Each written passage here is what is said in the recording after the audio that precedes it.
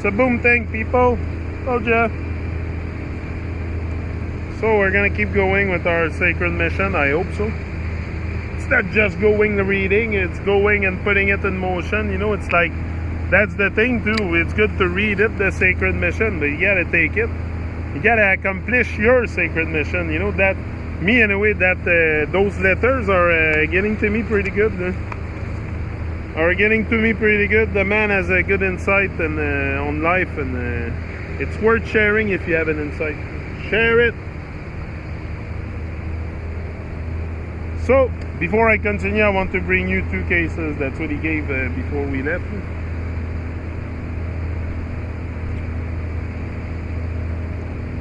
Okay, nature likes to help life sustain itself. The tree that is planted under the surface of asphalt or cement will use the methods needed to survive. Same thing for us. Life wants us to win, but you got to do something to win.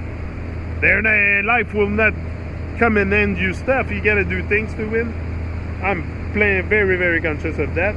There is a constant humidity under the cement due to the lack of evaporation, due to the carbonization elements existing within the tree. There is a solvent effect underground that is beneficial to the feeding requirement of the tree. As they grow, if in need of organic matter for the continuity of the biological dance, it was noticed that the trees sacrifice a root or more as needed.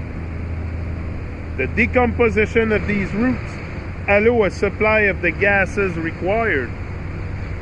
I smell this humus coming from under the sidewalk, emanating the same odor that one gets from our trees growing in biological culture in the country. So they decompose themselves. They take care of themselves. No, they take care of themselves. They don't wait for nature to take care of themselves. They take care of themselves, the tree. All the vegetation, everything. It is fair then to admit that trees can accommodate, as we ourselves can, to different regimes. It can also be noted that trees in the countryside lose a lot of branches but little roots as compared to the city trees that loses roots but little of their branches. Interesting. How can humus be created under the sidewalk if there is an absence of air? Aerobic bacteria need to have oxygen to transform conveniently the organic matter. The underground is constantly humid. The telluric currents are very active. The trees, having no competition as to points in the city, can transmit electric currents easily to the ground underneath. The result is a great decomposition of water, thereby making oxygen available for the activation of the bacterial growth. If you live in the city, you can now converse with trees and understand them. Of course, if some of the trees that you talk to are in an area lacking in humidity, you may find them lacking in conversation. But like here, you know, they're surrounded by waters. They're not lacking humidity at all, and that's why I probably feel a deep connection. You feel a deep connection. I feel it. I feel this place so much. I always come here. But it's convenient too. It's right beside my place. But not only it's convenient, look at the place. It's the greatest chilling spot in the world, I think. So, if you live in the city, that's it.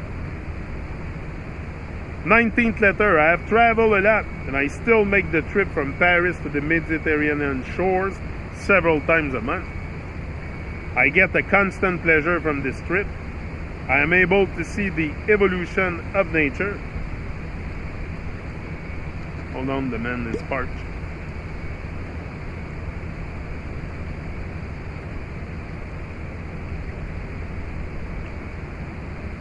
bit of fake clouds, chemtrails, fake clouds,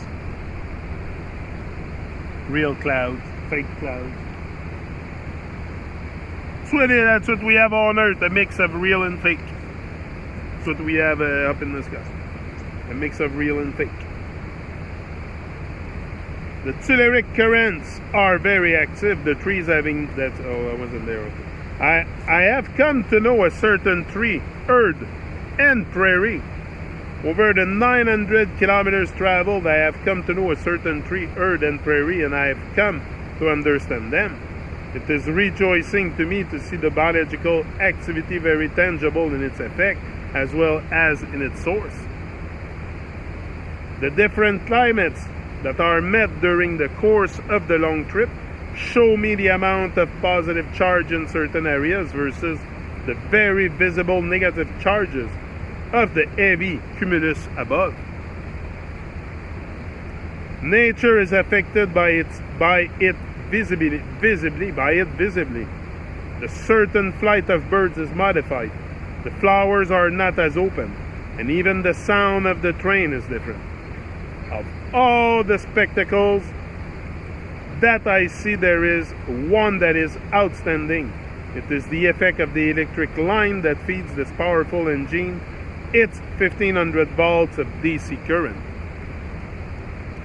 All vegetation up to 100 meters is attracted to this electric line, and the vigor of the plant close by is enhanced as compared to the farther ones. You can notice as well as I that the trees are more developed, growing toward the track while the opposite side is not compensating. This makes the trees asymmetrical in their mass. They lean as if begging for the positive electricity so available from the line. It is also noticeable that if an edge grows perpendicular to the track, the closer trees, the more lush and taller, they grow smaller as they are distance away. In this case, man is fooling nature unintentionally.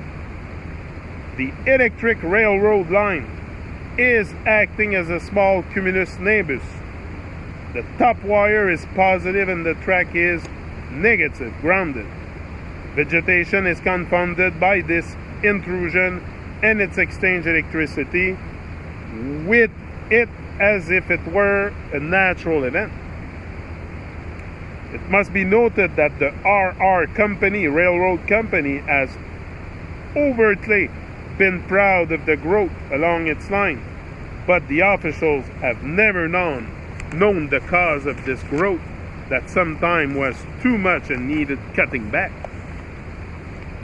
You will not see this same result along the high tension lines going across the countryside. These lines are alternating currents of positive, negative electricity that have nothing to do with being grounded.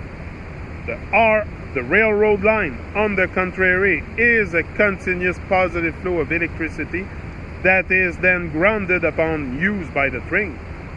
The track is the negative pole.